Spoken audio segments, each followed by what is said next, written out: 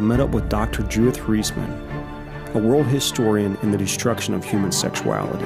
Dr. Reisman is recognized as an expert witness exposing the sex industry's hidden agenda. Playboy Magazine. sued you, or you sued Playboy? No, Playboy sued me for libel and slander. And what happened? I won. She's fought the pornography industry for decades and even won a lawsuit against Playboy. So how did we get here to where we're at today? Because I don't think pornography has always been such an epidemic cancer within our society like it is today. No, not at all. We were, up to the end of the Second World War, a conservative Judeo-Christian nation.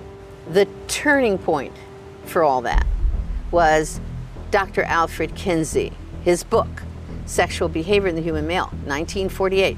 He was the father of the sexual revolution, and therefore the father of everything that has come from that. And certainly one of the key things was pornography.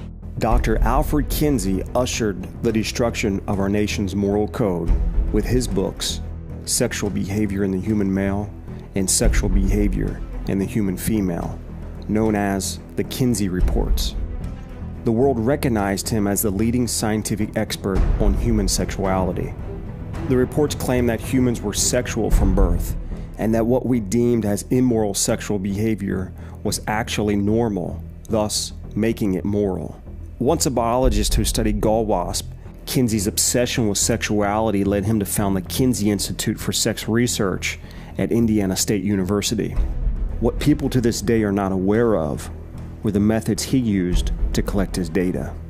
And I looked at the graphs that he provided, 30, 31, 32, 33, 34 tables. And I said, wait a minute, that's a 2-month-old baby. How does he know a 2-month-old baby did or did not have an orgasm? And then table 34, a 4-year-old child, 26 orgasms in 24 hours. That's an around-the-clock experiment. Wow, that's torture. That's torture, you bet. He also actually employed bona fide pedophiles to do what they did to children for his so-called data. Kinsey wanted to prove that we are sexual from birth, so it wasn't surprising that he drew his data from pedophiles, rapists, and murderers. They were the perfect sample because obviously a rapist pedophile will have a skewed perspective on sexuality, convincing himself that his victim finds pleasure in the act of being raped. Using a stopwatch and a ledger, they recorded their sexual experiments, systematically molesting thousands of young children under the guise of science.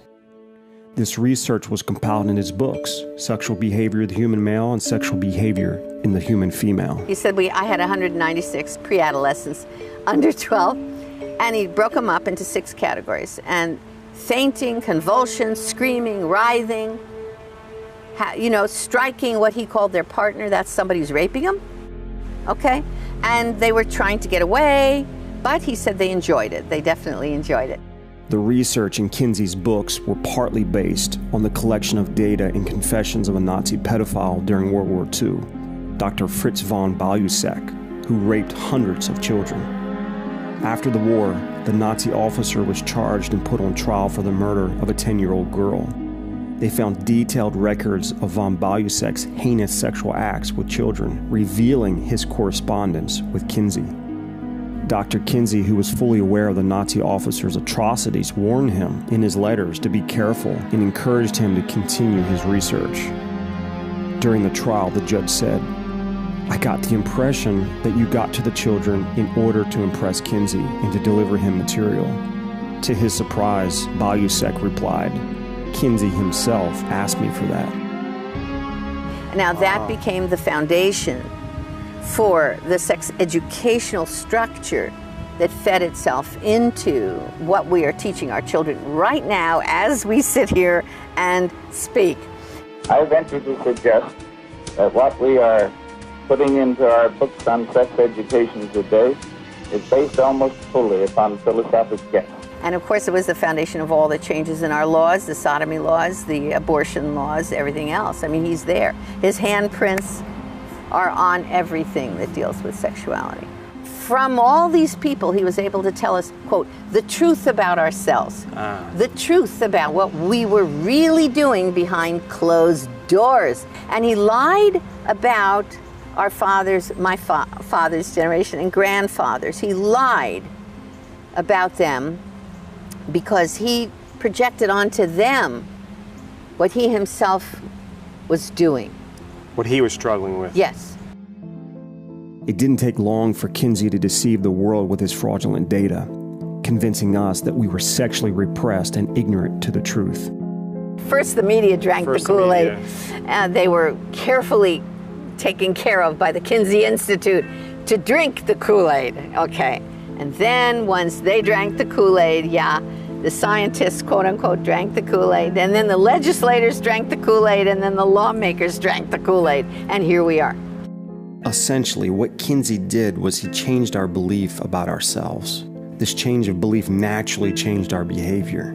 Soon, Kinsey's ideas permeated everything in our society, from our legal system reducing the penalty for sexual crimes and legalizing abortion, the media promoting his philosophy to the educational system, teaching children his views on sexuality.